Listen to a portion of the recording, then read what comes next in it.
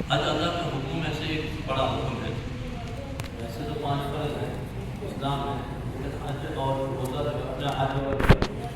روزگار جو ہے وہ صرف انہیں لوگوں کا ہے جو اللہ نے مانا۔ الحمدللہ آپ کی خوش نصیبوں میں سے ہے جن کو آپ کو 5 کے 5 ارکان ادا کرنے کی جو ہے اللہ نے توفیق دی۔ یعنی نیچرلی جو حاجی ہے وہ روزگار بھی دیتا ہے، کبھی جا رہا ہے اللہ نے مان دیا ہے، اللہ برکت ہے عثمان میں۔ تو حاجی کا نام جو ہے یہ ماننے والے کا نام، حاجی لفظ جو ہے یہ ماننے والے کا، کہ اب یہ ماننے والا حاجی صاحب یہ ماننے والا ہے۔ ہم حاجی اس کو کہتے ہیں جو حج کر کے آ جائے، ہم اس کو حاجی کہتے ہیں۔ حاجی وہ ہے جو توبہ کر کے آ جائے اور پھر دوبارہ اس کو توبہ کی ضرورت نہ لگے، دوبارہ ضرورت نہ رہے توبہ کی، یعنی اتنا اس کو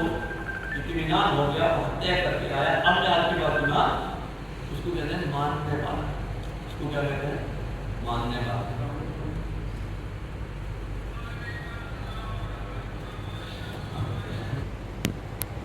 انسان کو خوش نصیبوں پر نصیب ہوتا ہے، اللہ پاک اسی کو اپنے گھر بلاتے ہیں جس سے محبت ہوتی ہے، اور پھر محبت ہونے کے بعد اللہ پاک اس کو توفیق دیتے ہیں حج کی۔ نہیں تو مالدار بہت ہے، مال سے حج کے لیے نہیں جائے گا، حج تو اللہ اپنے فضل سے توفیق ہے، اور جس سے محبت کرتا ہے اسی کو بلا۔ اس لیے سب سے پہلے آپ کو خوش نصیب سمجھنا چاہیے اپنے آپ کو کہ اللہ نے آپ کو حج کے لیے کیا دیا۔ اس کے لیے آپ جتنا مرضی شکر ادا کرو گے، شکر ادا نہیں ہو پائے گا جو اللہ نے ہم پہ آپ پہ فضل کر دیا، جو اللہ نے اپنے گھر میں بلایا۔ تو اب آپ ایک کام کریں، تھوڑا سا موبائل کو سوئچ آف کر دیں، کیونکہ 1 گھنٹے کا مسئلہ ہے نا، تو اس میں آپ کی وہ وہی بات ہو نہیں پائے، صحیح ہو نہیں پائے۔ تو آپ کو 3 کام کرنے ہیں ابھی حج سے جانے سے پہلے، 3 کام کرنے۔ ایک کام تو یہ کہ درود پاک کا ایک بہت بڑا ذخیرہ رہا ہے، درود پاک کا ایک بہت بڑا ذخیرہ، کیونکہ آپ نبی پاک صلی اللہ علیہ وسلم کے دربار میں جا رہے ہیں، وہاں تحفہ لے کر جانا، وہ درود پاک ہے۔ اور دوسرا کام یہ کرنا ہے، اللہ کے گھر میں جانا ہے، وہاں کے لیے تحفہ جو ہے وہ سب سے بڑا یہ ہے کہ ہم اپنے من کو صاف کر کے جائیں۔ ہم اپنے من کو صاف کرنے کے 3 طریقے ہیں۔ ایک تو یہ ہے کینہ بغض حسد سے اپنے آپ کو صاف کرنا، توبہ کر لینا کہ میں کسی پر نہ جلوں نہ مجبور، کسی سے کوئی لڑائی ہے جھگڑا ہے اس سے معافی تلافی کرنا۔ نمبر 2 حقوق ادا کر کے جانا، حقوق ادا کر کے جانا۔ سب سے بڑا حق اللہ کا ہے، سب سے بڑا حق اللہ اور اللہ کے رسول کا ہے۔ تو اللہ نے جن کاموں کے لیے بتایا ہے، اللہ کہتا ہے میں اپنے حق کو معاف کر دوں گا، اگر وہ توبہ کر دے گا میں اس کے گناہوں کو معاف کر دوں گا۔ اور دوسرا حق ہے حقوق العباد، لوگوں کا حق، جس کا لوگوں کا حق، اس میں سب سے بڑا حق جو ہے وہ بیوی کا حق، اور دوسرا نمبر والدین کا حق، اور پھر اس کے بعد اپنے بھائیوں اور بہنوں کے حقوق، چاچوں اور تائیوں کے حقوق۔ یہ اللہ معاف نہیں کرتے جب تک یہ لوگ معاف نہ کریں۔ ماں باپ تو ہے وہ بیچارے معاف کر دیتے ہیں، لیکن اللہ ان کی طرف نہیں دیکھتے، اللہ ان کی حق کی طرف دیکھتے، اس کی وجہ سے وہ تو عورت کا یہ حق ہے کہ اس کے حق مہر کو ادا کیا جائے، اس کے حق مہر کو اگر آپ نے ادا کر دیا تو بہت اچھی بات، اگر نہیں کیا ہے ابھی معجل رکھا ہے تو وہ اس کو ادا کر کے جائے۔ خدا نہ خاصہ کسی کی اہلیت گزر گئی ہے، کوئی مسئلہ آپ سے پوچھے تو وہ اپنے علماء سے رابطہ کرے کہ یار میں حق مہر نہیں دے پایا، میں نے معجل رکھا تھا اس وقت، یا معجل رکھا تھا نہیں ادا کر پایا۔ ایک کام تو یہ ہے۔ دوسرا والدین کے حقوق، اپنے ماں باپ سے راضی ہو کر جانا۔ اب وہ کیسے راضی ہوں گے وہ ہم سب کو پتا ہے، ہمارے باپ سے کیسے راضی ہوں گے، کیونکہ قرآن بتاتا ہے وَبِالْوَالِدَيْنِ إِحْسَانًا وَبِذِي الْقُرْبَىٰ وَالْيَتَامَىٰ وَالْمَسَاكِينِ۔ والدین کے سب سے بڑے حق ہیں، والدین کے حقوق جو ہیں وہ ادا کرتے ہیں، اور مستورات کو خاوند کے ان حقوق میں سے نہیں، خاوند کے ساتھ کیونکہ اس کی آپس میں تعلقات ہیں، خوش ہے تو ایک دوسرے کے حق کو ادا کر رہے ہیں، لیکن مرد کا حق عورت پر ہے، الرجال قوامون علی النساء، اور مرد جو ہے حاکم، عورت محکوم، اس لیے مرد پر حق ہے۔ تو اس پر اگر کوئی زیادتی یا غلطی ہو گئی ہو اس سے معافی تلافی کرے، عورت مرد سے اپنے معافی تلافی کر لے کہ آج تک جو ہوا ہمارا آپس میں ختم، تو آج کے بعد کی زندگی۔ حقوق میں سب سے بڑا حق عورت کا حق کے مہر وہ ادا کرتی ہے، پھر والدین کے حقوق ہیں، پھر اپنی بہنوں کے حقوق، باپ مر گیا، ہم نے وراثت میں بہن کو حق دیا کہ نہیں دیا؟ باپ مر گیا، آپ کی وراثت میں سے جو بہن کا حق بنتا تھا، جیسے 2 بھائی ہیں اور 2 بہنیں ہیں، تو ان کے جو ہے ٹوٹل 2 2 4 اور 2 6 حصے ہوں گے، ایک حصہ بیٹی کا، بہن کا، ایک حصہ بہن کا، یعنی باپ کی وراثت میں سے، میری وراثت میں نہیں، باپ کی وراثت میں سے جو حصہ بنا وہ ایک حصہ بیٹی کا اور اس سے ڈبل حصہ بیٹے کا، وہ ہم نے ادا کیا ہے یا نہیں ہوا؟ کہیں ہمارے باپ سے غلطی تو نہیں ہو گئی؟ اور وہ اگر نہیں دیا ہے، باپ انپڑھ تھا، نہیں تھا پتا، تو اپنے بہنوں سے معافی تلافی کروا لیں یا ان کا حصہ ادا کر کے جائیں، کیونکہ وہاں جہاں آپ جا رہے ہیں وہ بہت جگہ ایسی ہے جہاں پر مہر لگ جاتی ہے، تو جیسا آدمی کے دل میں ہوگا ویسی ہی مہر لگ جائے۔ یہ تیسرا کام آپ نے یہ کر کے جانا ہے کہ اپنے آپ کو ان سارے مشاغل سے فراغت ہو کر بس اللہ کے ساتھ رجوع کرنا ہے اور توبہ کر کے جانا ہے۔ یہ اللہ آج تک جو گناہ کیے ہیں وہ معاف کر دے، آئندہ ہم گناہ نہیں کریں گے، آئندہ ہم گناہ نہیں کریں گے، یہیں سے صاف ہو کر جانا۔ اللہ کہتا ہے جو یہ ایک آنسو بہاتا ہے پلکوں سے نیچے بھی نہیں آتا، میں اس کے سارے گناہوں کو معاف کر دیتا ہوں۔ تو اس لیے اپنی معافی تلافی رات کی تنہائی میں اٹھ کر اللہ سے ہر دن، جب تک آپ وہاں جا رہے ہیں، کسی وقت بھی، عصر کے بعد نہیں، فجر کے فوراً بعد نہیں، اس کے بعد جب چاہیں، کیونکہ اس وقت نفل نہیں ہوتے، باقی جس نماز کے بعد چاہیں 2 نفل پڑھ کے اللہ سے ایک تو شکرانے کے پڑھیں کہ تیرا شکر ہے تو نے مجھے اپنے گھر میں بلایا، دوسرا ہے اللہ مجھ سے جو آج تک گناہ ہوئے وہ معاف کر دے۔ اللہ کہتا کوئی بات نہیں، کوئی بات نہیں، تو 1000 گناہ لے کر آ، توبہ کر لے، اللہ معاف کر دے۔ تو یہ کرنا ہے حاجی نے جانے سے پہلے۔ اس کے بعد آپ کو سرکار کی طرف سے جو جا رہے ہیں یا پرائیویٹ جا رہے ہیں، ان سب کے لیے ایک ہی کام ہے، وزن،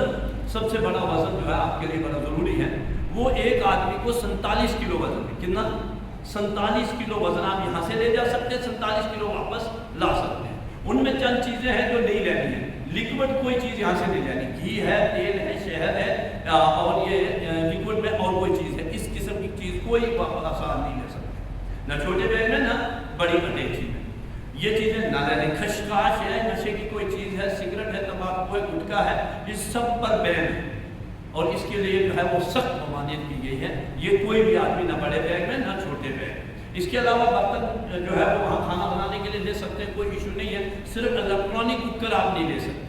الیکٹرانک کوکر، الیکٹرانک کیٹل یہ وہاں نہیں لیتے ہیں، کیونکہ وہ وہاں ضبط کر لیتے ہیں بندیا والے اور وہ لے جاتے ہیں، اس لیے سمپل برتن آپ یہاں سے لے سکتے ہیں، چاول، آٹا، تیل کے بغیر سب کچھ لے سکتے ہیں، مطلب ہلدی لینی کسی نے اپنے لیتے ہیں، کچھ اپنے حساب سے ہوتے ہیں، جن کو شوگر کی ہے یا کوئی پریشانی ہے، کوئی پرہیز کی چیز لینا چاہتے ہیں لے سکتے ہیں، کوئی ایشو نہیں، لینے میں کوئی بہن نہیں، لیکن وزن کا خیال رکھیں کہ ایک بیگ میں 20 کلو سے زائد نہ۔ بیگ کی لمبائی 28 انچ، چوڑائی 18 انچ اور اونچائی 10 انچ، یہ بیگ آپ کے پاس ہونا ہے، بیگ نہیں ہے یہ بلکہ اٹیچی ہے۔ اچھا اٹیچی میں ٹائر لگے ہوں گے اور وہ پکڑنے والا ہوگا، لیکن اسی قسم کا ایک بیگ بھی ہوتا ہے نا، اس طرح کا بیگ ہوتا ہے، اس میں بھی ٹائر بھی ہے اور وہ پکڑنے والا ہے، وہ اس سال گورنمنٹ نے منع کر دیا سختی سے، ہاں وہ بیگ نہیں لے سکتے۔ اگر لیں گے، یہ لکھا ہے 19 سرکولر نمبر 19 لکھا ہوا ہے، صاف صاف اس میں لکھا ہوا ہے کہ اگر خدا نہ خاصا ایسا بیگ لے کر آئے گا تو اس کی کینسلیشن بھی ہو سکتی ہے، کینسلیشن بھی ہو سکتی ہے، یہ میں نے رکھا اس کی فوٹو کر کے ٹریننگ کے بعد میں دوں گا، تو وہ بیگ آپ نہیں لے سکتے، اٹیچی ہی لینی، اوریجنل اٹیچی لے لیں اور اس کے اوپر نام لکھ لیں، اس کے اوپر نام لکھ لیں، سب سے اوپر لکھیں حج 2023، حج 2023، اس کے بعد لکھیں نیچے کور نمبر JKF JKR جو بھی آپ کا ہے وہ نمبر لکھ لیں، اور اس کے بعد اپنا نام، اپنے باپ کا نام،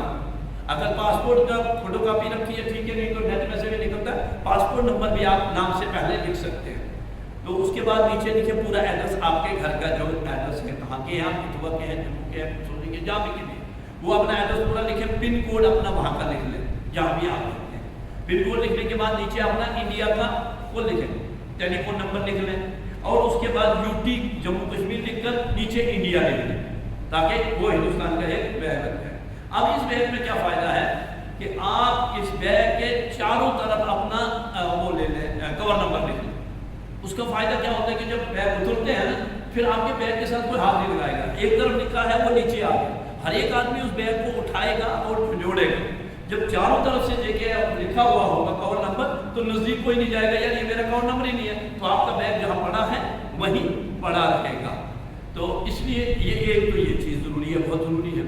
تو یہ آپ کر لیں بیگ کے سلسلے میں، اور پھر آپ یہ بیگ جو ہے لے کر اس میں سامان اپنے 3 سے 4 سوٹ ڈال لیں، کاٹن کے ڈال لیں مرد، اور 3-4 سوٹ عورتیں بھی ڈال لیں۔ عورت کے لیے بہترین لباس رنگین ہے اور مرد کے لیے بہترین لباس سفید ہے، لیکن ایک رواج چلا ہے کہ عورتیں سفید کپڑے حج کے لیے سے ڈالیں، ممنوع ہے، یہ مکروہ ہے۔ اگر صرف حج کے لیے آپ سفید کپڑا لے کر جا رہے ہیں تو مکروہ ہے۔ اگر وہ گھر میں بھی سفید کپڑے پہنتی ہے اور اس کو شوق ہے پہننے کا تو کوئی حرج نہیں، پھر پہن سکتی ہے، لیکن پرٹیکولر حج کا ضروری سمجھ کر لگائے گی وہ چیز مکروہ ہے۔ اس کے لیے ضروری ہے کہ وہ رنگین کپڑے آپ نے پہنے اور اپنا دوپٹہ آپ کی جو بھی ہے اس کا وہ ساتھ میں لے۔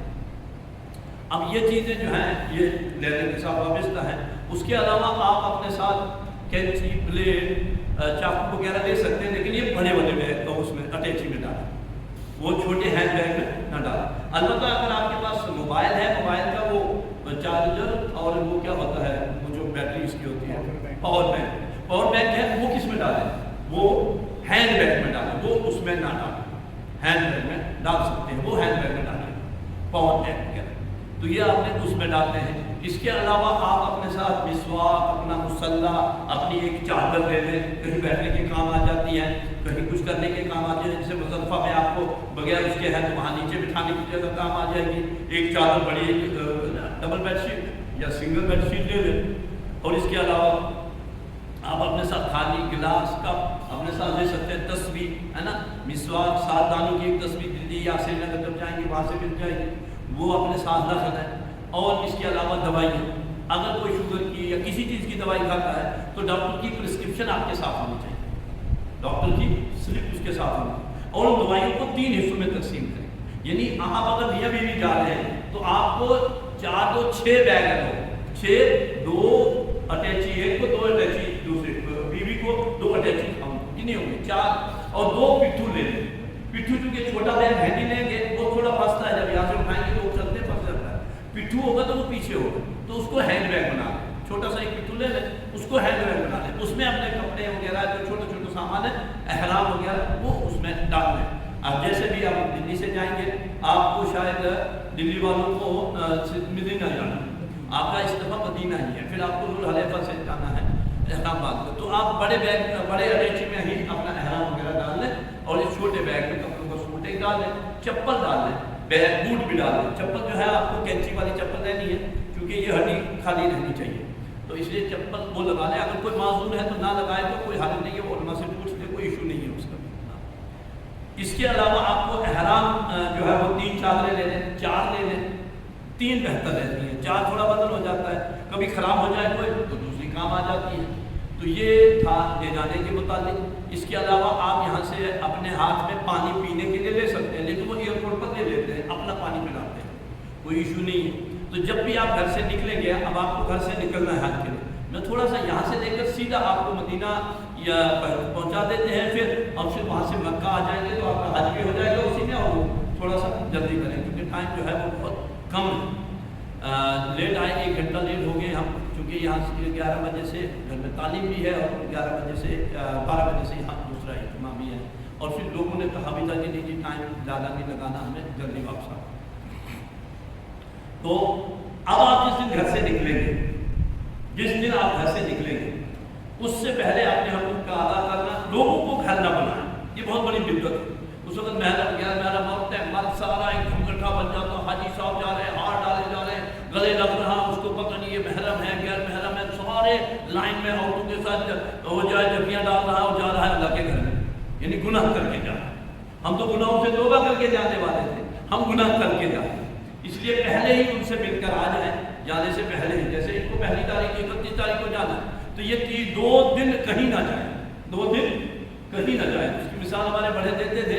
کہ جب پرانے وقت میں حضور صلی اللہ علیہ وسلم کے زمانے میں مرغے کو ذبح کرنا ہوتا تھا، مرغے کو ذبح کرنا ہوتا تھا،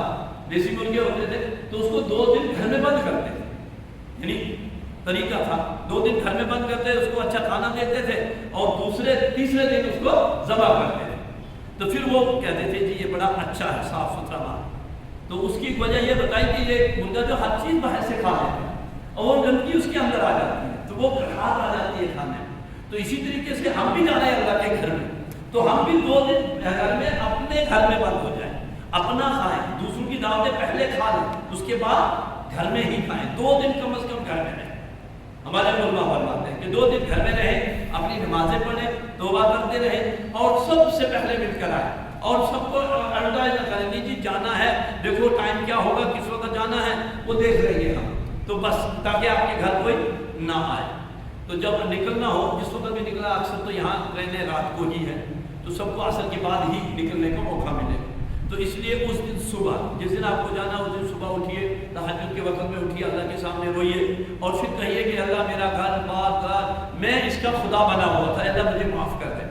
تو ہی تھا اس کا خدا, اس کو میں بنا نہ بن گیا, اس لیے اللہ تو تیرے حوالے یہ سب کچھ, میرے بچے, میری اولاد, میرے جو کچھ ہے یہ سب اللہ تیرے حوالے, میں تیرے گھر میں بنایا ہے تو نے مجھے, اے اللہ اس کے اصول, اس کے آداب مجھے سکھا دے. اور خوب توبہ کرے, صبح اٹھے, اللہ کے سامنے روئے, گڑ گڑائے اور دن کو جیسے بھی کام کرنا ہے وہ کرے. شام کو اپنے دن کو پیکنگ کر لے. شام کو جب نکلنے لگے, اب آپ کیونکہ یہاں اصل سے بعد ہی نکلنا, ٹرین والے ہیں اکثر یا کوئی گاڑی والا ہوگا تو صبح نکل جائے گا. تو جب نکلیں, گھر سے نکلیں تو کوشش کریں کہ ہم اس وقت, کیونکہ عصر کے بعد کا وقت ہوگا تو آپ کے بعد نفل پڑھنے کا وقت نہیں ہے, تو ظہر کے بعد ہی 2 نفل سفر کے پڑھیں اور اللہ سے مانگ لیں کہ اللہ میں سفر پہ جا رہا ہوں, میرے سفر کو آسان فرما اور اس سفر کو قبول فرما. یہ کر کے آپ جب گھر سے نکلیں, سب بچوں کو یہ نہ کہیں فلانے تو بیٹھ تیرے حوالے ہیں سارے بچے. اچھا دوسرا بچہ کہتا اچھا اس کے ساتھ آپ کی لگ گئی ہے, یہ ٹانکا فٹ ہو گیا ہے اور مجھے نہیں کہا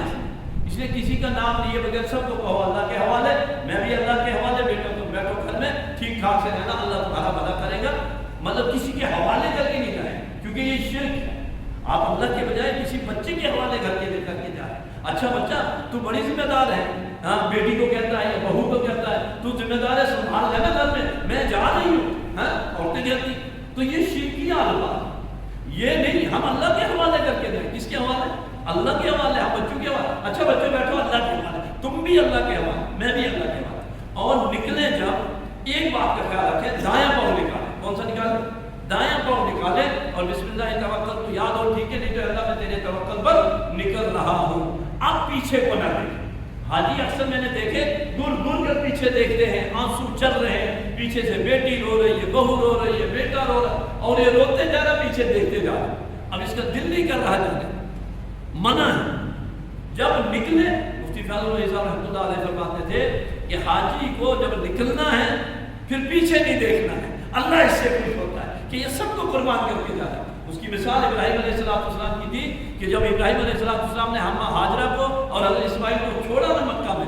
چھوڑ دیا وہاں مکہ بیابان جنگل میں اور نکل آئے, پیچھے نہیں دیکھا. اور پیچھے سے آواز دے رہی تھی, بیوی کہاں جا رہے ہو, ہمیں بیابان میں چھوڑ کے کہاں جا رہے ہو. انہوں نے پیچھے نہیں دیکھا, بالکل نہیں دیکھا, منع تو ان کو پیچھے دیکھا. اسی طرح فرمایا حاجی کو منع ہے, مت دیکھے اپنے گھر کی طرف, نکلے سیدھا بس السلام علیکم وعلیکم ایک دفعہ, جب ادھر قدم کر لیا پھر نہیں دیکھنا گھر کی طرف, بس چلے گئے. اور ابراہیم علیہ السلام کو پھر دوبارہ پوچھا کیا یہ اللہ کا حکم ہے, کہاں اللہ کا حکم ہے, گردن ہلائی ہو, انہوں نے منڈی دیکھی اور وہ بیٹھ گئی, پیچھے نہیں دیکھا. اس کی قربانی کا صلہ آج ہم سب کے سامنے. تو دیکھو پھر اللہ کیسے ہی بات, ہم جو بار بار دیکھتے رہتے ہیں وہ تھوڑا سا نہ دیکھیں. اس کے بعد ہم نکلے اور پھر جو ہے سیدھا ایئرپورٹ پر یا آپ کو بس ریلوے اسٹیشن جانا ہے تو اس کے بعد آپ کو ٹرین میں بیٹھنا ہے. ٹرین میں بھی بیٹھے, بڑے اصول کے ساتھ بیٹھے, اپنی نمازوں کا خاص خیال رکھیں. ایک چیز میں بھول گیا, جاتے ہوئے ایک چیز کر لیجیے گا, 1 فٹ بائی فٹ کا ایک تولیہ لے لینا, ٹاول چھوٹا ہوتا ہے, ٹاول فٹ بائی فٹ کا ایک ٹاول لے لینا, اس میں تھوڑی سی مٹی لے لیجیے, صاف مٹی جس کو ہم گریڈی مٹی کہتے ہیں, صاف مٹی, خشک مٹی, اس میں ڈال دیجیے گا, اس کو توڑ کر اس کو فولڈ کر لیجیے, فولڈ کر کے کسی لفافے میں ہینڈ بیگ میں ڈال دیجیے. کس میں ڈال دیجیے؟ ہینڈ بیگ میں ڈال دیجیے. اس کا استعمال آگے بتا دیا. تو آپ بیٹھ جائیے, نمازوں کا راستے میں خیال رکھیے. حاجی سب سے بڑی غلطی کرتا ہے, حاجی راستے میں نماز نہیں پڑھتا, ہوش ہی نہیں رہے. اس کے لیے 2 طریقے, ایک تو باوضو رہے, ایک تو باوضو رہے. اگر شوگر وغیرہ کی پرابلم ہے, بار بار جانا پڑتا ہے, وضو کرتا رہے, بہتر یہی. اگر نہیں ہے تو پھر کوشش کریں کہ راستے میں بھی ذکر کریں, درود پاک پڑھتے رہے, چونکہ آپ مدینہ کو جا رہے ہیں اور مکہ جا رہے ہیں, تب بھی درود پاک پڑھتے رہیں دن تک, اور اپنے کھانے کے وقت میں کھانا, سونے کے وقت میں سونا, سب کچھ ہو جائے. پھر آپ جب دلی پہنچ جائیں گے وہاں 2 دن آپ کو رکنا ہے، تو رکنے کے دوران بھی نمازوں کا اہتمام کرنا ہے۔ وہاں پر آپ کو سب کچھ بتائیں گے کہ کیا کیا چیزیں وہاں ملے گی، آپ کو پاسپورٹ ملے گا اور اس کے بعد ویزا ملے گا، اس کے بعد آپ کو ٹیگ ملیں گے اور وہاں کے کمروں کی پرچیاں مل جائیں گی، جن کمروں میں آپ کو وہاں رہنا ہے وہ پرچیاں مل جائیں گی، اور اس کے علاوہ وہ مل جاتے ہیں آپ کو 2-3 سٹپس ملیں گی، اتنی سٹپس ہوتی ہے، بار کوڈ کہتے ہیں اس کو، اوپر بار کوڈ ہوگا، وہ ضروری اس بات کا رکھنا، وہ آپ کو دلی میں کل جس دن جائیں گے اس کے دوسرے دن اسی دن 10 بجے آپ کو فلائٹ بھی مل جائے گی اور وہ بھی ملے گی۔ پھر اس کے بعد آپ کو 2 دن دلی میں رکنا ہے اور پھر تیسرے دن 6-7 گھنٹے پہلے ہی آپ کو وہاں سے اٹھا لیں گے۔ کتنے گھنٹے؟ 6-7 گھنٹے آپ کو ایئرپورٹ جانے کے لیے پہلے اٹھا لیں۔ رات کے 12 بجے آپ کی فلائٹ ہے، دن کو 1 بجے اٹھا لیں، ہو سکتا ہے 2 بجے اٹھا لیں، ہو سکتا ہے 3 بجے اٹھا لیں، تو یہ آپ کو دلی سے اٹھا لیں گے۔ تو دلی سے جب اٹھائیں گے آپ ایئرپورٹ کی طرف، تو اس وقت اپنے سامان جو میں نے پہلے بتایا 28 انچ کی لمبائی اور یہ جو 28 انچ لمبا ہو اور 1.5 فٹ یعنی 18 انچ جو ہے چوڑی اٹیچی ہو اور 10 انچ اونچی ہو، اس میں اپنا سامان ہو، زپ ہو، اس کے اوپر آپ ریپنگ کر سکتے ہیں، لیکن رسی نہیں باندھ سکتے۔ پہلے رسی باندھا کرتے تھے، اب رسی نہیں باندھ سکتے، ریپنگ کریں گے۔ ریپنگ کر لینا یہاں کر لینا یا دلی میں کر لینا، ریپنگ آپ کر سکتے ہیں۔ کچھ لوگ جو ہے وہ پرچیاں لگا دیتے ہیں، کاغذ چپکا دیتے ہیں اوپر، ہماری اٹیچی خراب ہو جائے گی نام لکھنے سے، اگر اتنا نام پہ اگر ہے تو پھر لکھنا ہی کیوں ہے، تو پہلے سے خراب نہیں ہوتی ہے۔ اس کا کیا ہوتا ہے، جب یہ اٹیچی کا ٹائر اس دوسری اٹیچی کا پڑتا ہے نا، وہ کاغذ پھٹ جاتا ہے اور اس کی وجہ سے آپ کا نام نکل جائے گا، پاسپورٹ نمبر نکل جائے گا، یہ جے کے ایپ والا تھوڑا سا نکل جائے گا۔ مارکر سے، بڑے مارکر سے لکھیے، کچھ نہیں ہوتا بیگ میں، مارکر خوبصورت مارکر سے لکھیے، آپ کا نام رہے گا، جب تک بیگ رہے گا تب تک آپ کا نام نکل وجہ یاد کریں گے ہمارے والد صاحب نے حج کیا تھا، ہمارے بھائی صاحب نے حج کیا تھا، تو وہ مارکر سے لکھیں چاروں طرف، جیسے میں نے کہا وہ زیادہ اچھا رہے گا، اس سے آپ کے بیگ بھی بن جائیں گے، کم از کم کور نمبر 4 پر لکھیں۔ اس بیگ کو لے کر آپ کو اپنے پاس رکھنا ہے۔ اب جب آپ دلی پہنچیں گے تو دلی میں آپ کا فائنل ہوگا بیگ کے ساتھ مقابلہ، اس کے بعد آپ کو یہ جا کر مدینہ ہی ملے گا، اس سے پہلے آپ کو بیگ کہیں نہیں ملے گا، اس لیے آپ اپنے چھوٹے بیگ، ہینڈی بیگ جو آپ کا پٹھو ہے، اس میں اپنا 1-2 سوٹ ڈال لیں، دوائیاں وغیرہ ڈال لیں، چشمے والے اینک پہننے والے 2-3 اینکے جو ہے وہ ساتھ لے جائیں، ایک بڑے بیگ اٹیچ میں ڈال لیں، 1-2 اینکے اس میں ڈال لیں، یہ ضروری ہے کیونکہ آپ کو راستے میں پین ہے، کاپی ہے، آپ کی دوائی ہے، پیسٹ ہے، برش ہے، مسواک ہے، تولیہ ہے اور صابن وغیرہ ہے،